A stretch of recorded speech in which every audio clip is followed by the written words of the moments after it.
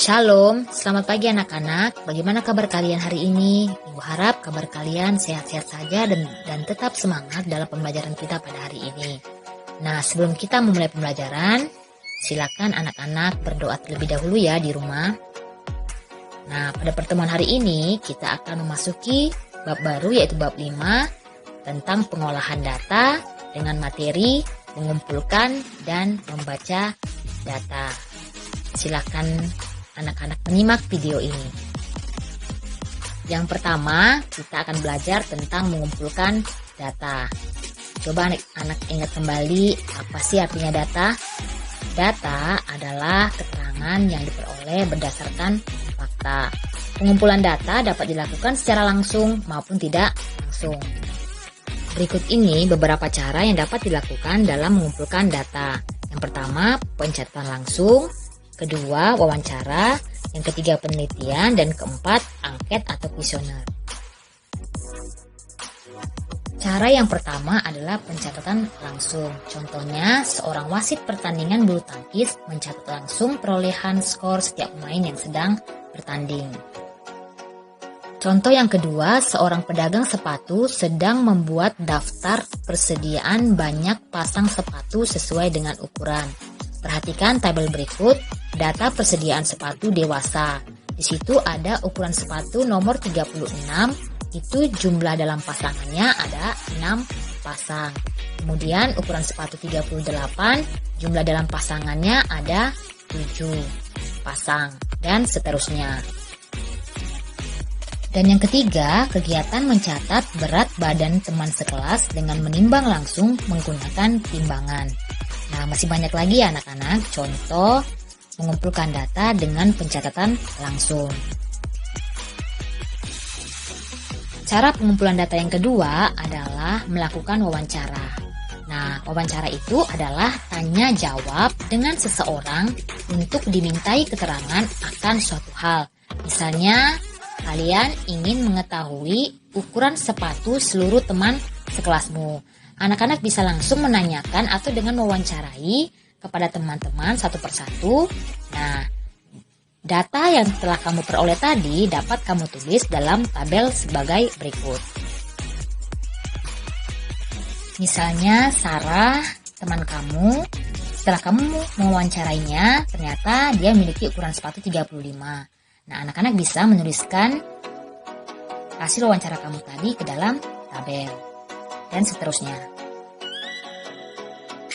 Pengumpulan data yang ketiga adalah dengan cara penelitian.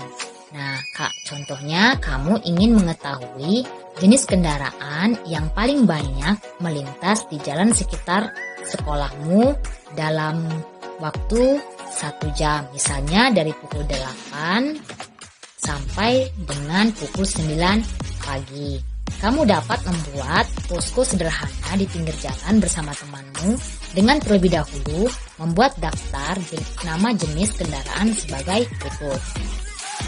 Nah, di sini sudah ada tabel, di mana di tabel tersebut ada jenis kendaraannya, banyak kendaraan yang melintas dengan menggunakan tanda turus, kemudian banyaknya dalam angka. Di sini ada jenis kendaraannya yaitu sepeda motor, sedan, minibus atau bus, dan truk. Nah, saat anak-anak melihat atau mengamatinya, misalnya yang lewat pertama kali adalah sepeda motor. Nah, anak-anak bisa menuliskannya dengan menggunakan turus 1. Kemudian lewat lagi sepeda. Nah, anak-anak bisa menuliskannya lagi dengan menggunakan turus di sepeda. Kemudian lewat lagi sepeda motor. Anak bisa lagi menuliskannya 1 dengan menggunakan tanda turus. Kemudian lewat lagi sepeda motor. Anak-anak bisa menuliskan tanda turus lagi di sepeda motor.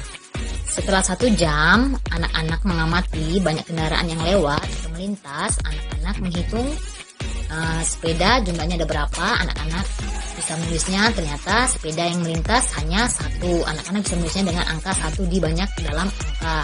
Kemudian sepeda motor ternyata ada 3. Anak-anak bisa menulisnya angka 3. Sedangkan sedan 0, minibus dan bus 0, dan truk juga 0.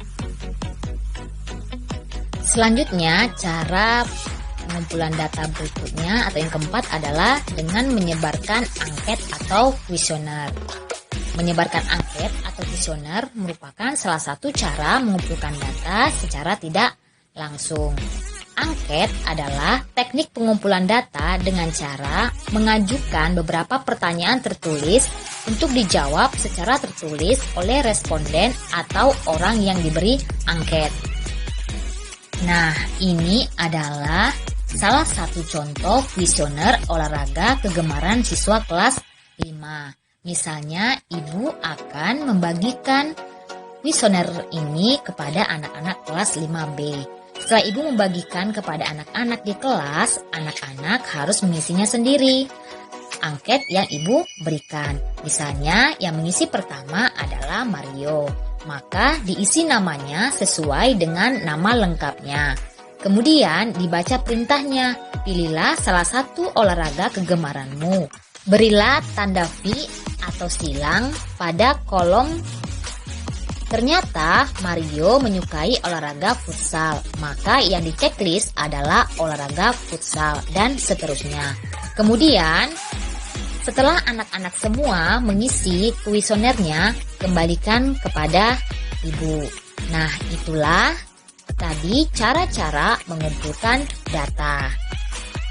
Selanjutnya kita ke materi membaca data. Data yang telah dikumpulkan dapat disajikan dalam bentuk daftar, tabel, atau diagram. Membaca data berarti menyebutkan informasi yang ada pada sajian data. Membaca data yang pertama adalah membaca data dalam bentuk daftar. Perhatikan contoh cara membaca data berikut. Nah, perhatikan hasil kuesioner berikut. Dari hasil kuesioner berikut, kita dapat membaca bahwa sebanyak 7 siswa gemar sepak bola, sebanyak 8 siswa gemar futsal, sebanyak 5 siswa gemar basket, sebanyak 3 siswa gemar voli, sebanyak 5 siswa gemar renang, sebanyak 4 siswa gemar bulu tangkis. Olahraga yang paling banyak digemari oleh siswa kelas 5 adalah futsal karena berjumlah 8 siswa. Sedangkan olahraga yang paling sedikit digemari oleh siswa kelas 5 adalah voli karena berjumlah 3 siswa. Selanjutnya yang kedua, membaca data dalam bentuk tabel. Perhatikan contoh tabel dan cara membacanya berikut. Di sini ada tabel kegemaran siswa kelas 5 yang mencakup nomor, kegemaran, dan banyak siswa. Nah, dari tabel tersebut kita dapat membacanya dan mendapatkan informasi yaitu sebanyak 6 siswa gemar melukis, sebanyak 5 siswa gemar menari, sebanyak 7 siswa gemar bermain musik, sebanyak 8 siswa gemar bermain bola, sebanyak 4 siswa gemar membaca buku cerita. Kegemaran yang paling banyak disukai siswa kelas 5 adalah bermain bola, yaitu 8 siswa. Sedangkan kegemaran yang paling sedikit disukai oleh siswa kelas 5 adalah membaca buku cerita, yaitu 4 siswa. Selanjutnya, membaca data dalam bentuk diagram gambar. Diagram gambar atau disebut juga piktogram merupakan diagram yang menggunakan gambar untuk mewakili banyaknya data. Satu gambar dapat mewakili satu atau beberapa data. Perhatikan contoh diagram gambar dan cara membacanya berikut. Nah, berikut ini ada piktogram atau diagram gambar jumlah rumah di beberapa kompleks perumahan. Di sini ada tabelnya, nama kompleks perumahan, dan banyak rumahnya. Nama kompleks perumahannya ada perumahan Mawar sampai perumahan Soka. Dan di situ juga ditunjukkan banyak rumahnya. Nah, di bawahnya ada keterangan satu rumah mewakili 10 rumah. Jadi, setiap satu rumah pada gambar ini jumlahnya ada 10 rumah ya. Misalkan, perumahan Mawar ada 4 gambar rumah. Maka kita kalikan dengan 10, jadi perumahan Mawar ada 40 rumah. Kemudian perumahan Bougainville ada 5 gambar rumah, maka dikalikan 10 jadi 50 rumah, dan seterusnya. Dari diagram gambar tersebut dapat diperoleh beberapa informasi seperti berikut. Di perumahan Mawar terdapat 40 rumah. Di perumahan Bougainville terdapat 50 rumah. Di perumahan Cempaka terdapat 70 rumah. Di perumahan Gading terdapat 60 rumah. Di perumahan Soka terdapat 80 rumah. Perumahan yang memiliki rumah paling banyak adalah perumahan Soka, yaitu ada 80 rumah. Perumahan yang memiliki rumah paling sedikit adalah perumahan Mawar, yaitu ada 40 rumah. Selanjutnya, membaca data dalam bentuk diagram batang. Diagram batang merupakan diagram yang menyajikan data dalam bentuk batang-batang persegi panjang.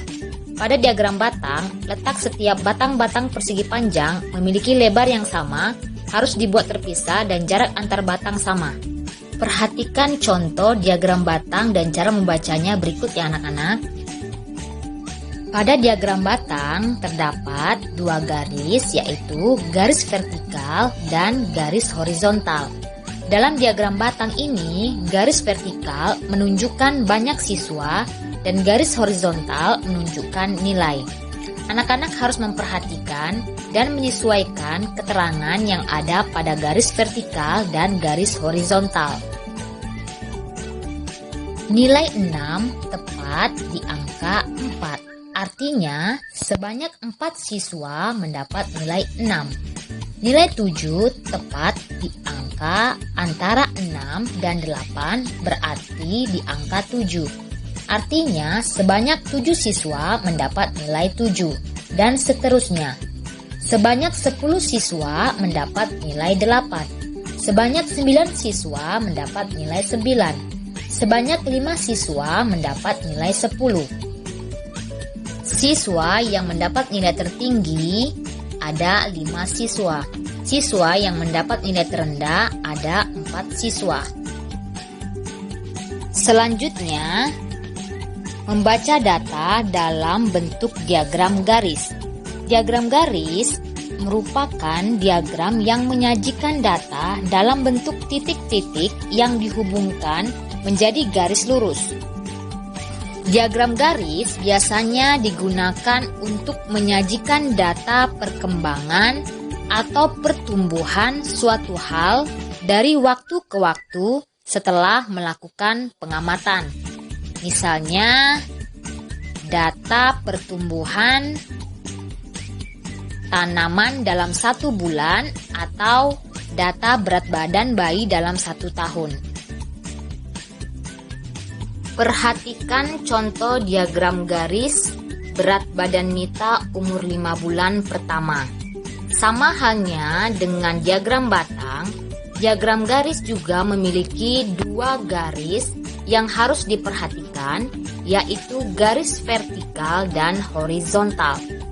Pada contoh ini, garis vertikal keterangannya adalah berat badan dan garis horizontal adalah bulan ke. Perhatikan titik-titiknya harus kita sesuaikan antara garis vertikal dan garis horizontal. Pada bulan ke-1 tepat di angka antara 2 dan 4, yaitu angka 3, artinya bulan ke-1 berat badan Mita 3 kg. Kemudian lihat bulan kedua tepat di angka 4, artinya bulan kedua berat badan Mita 4 kg, dan seterusnya. Bulan ketiga, berat badan Mita 5 kilogram. Bulan keempat, berat badan Mita 7 kilogram. Dan bulan kelima, berat badan Mita 8 kilogram. Selanjutnya, membaca data dalam bentuk diagram lingkaran. Diagram lingkaran merupakan diagram yang menyajikan data dalam bentuk sebuah lingkaran yang dibagi menjadi beberapa bagian atau juring. Setiap juring dibuat berdasarkan besar persentase atau besar sudut setiap data. Perhatikan contoh berikut ini, yaitu diagram lingkaran data buah kesukaan siswa kelas 5. Ada 4 jenis buah, yaitu apel, jeruk, pisang, dan mangga. Dan masing-masing bagiannya terdapat persen. Apel 20%, jeruk 35%, pisang 20%, dan mangga 25%. Jika kamu jumlahkan, kamu akan mendapatkan total 100%. Nah, kita dapat mengetahui atau membaca data pada diagram lingkaran tersebut, yaitu sebanyak 20% dari jumlah siswa menyukai apel. Sebanyak 35% dari jumlah siswa menyukai jeruk. Sebanyak 20% dari jumlah siswa menyukai pisang. Sebanyak 25% dari jumlah siswa menyukai mangga. Jika kamu sudah bisa membaca data dalam bentuk persentase, kamu juga perlu mengetahui bagaimana cara menghitung banyaknya siswa untuk setiap data yang diketahui. Pada diagram lingkaran tersebut, jumlah siswa kelas 5 sebanyak 40 orang. Berikut cara menghitung banyaknya siswa untuk setiap data. Misalnya, banyak siswa yang menyukai apel, persentase apel adalah 20%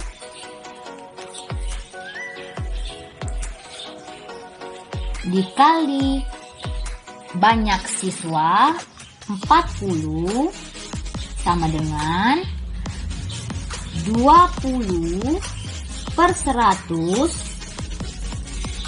dikali 40 sama dengan 8 siswa yang menyukai apel. Kemudian, banyak siswa yang menyukai jeruk, persentase jeruk adalah 35%